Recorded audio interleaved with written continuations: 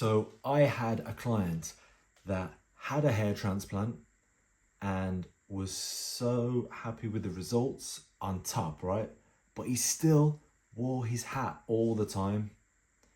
Like even when he came into me for a consultation to have a look at his hair transplant scars, because that's what he wanted to address with the scalp micropigmentation. So he came in for the consultation wearing a hat.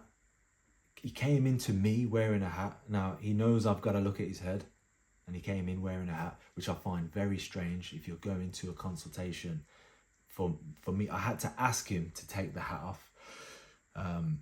So it can be a crutch a lot of the time, but the fact that he had a hair transplant and still was glued to the hat, and he even made a point to say, yeah, my hair transplant, like it's good.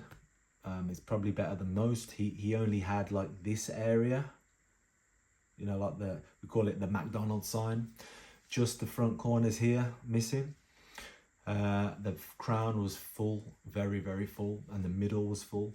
So it worked out well for him. He had a hair transplant, and I think, yeah, if he came to me, I would have told him, why don't you consider a hair transplant? Even though I do SMP, I can help with a hair transplant, but still, you would expect me to push everyone onto SMP, but I don't always do that. So yeah, I just wanted to bring that up as its own story to tell you guys, sometimes them transplant scars can be gruesome, and if you are an insecure person around hair loss, just know that the hair transplant scars can be a whole new can of worms that you're opening when it comes to your confidence around your image. Sometimes some people don't like circles and holes and things like that. They've got like a phobia about it.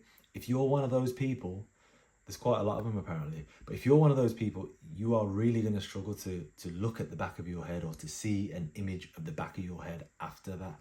Some people's aren't too bad, but most of them noticeable, to say the least. And in some cases, this one was pretty gruesome. And it stood out quite a lot because he had really dark hair and quite light skin.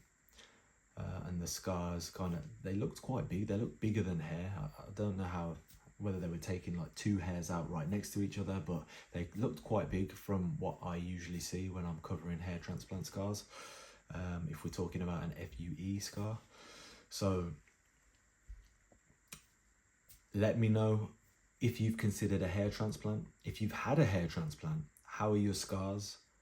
Have you had SMP? Have you considered covering your scars with SMP? Let me know in the comments where you're at with your hair loss.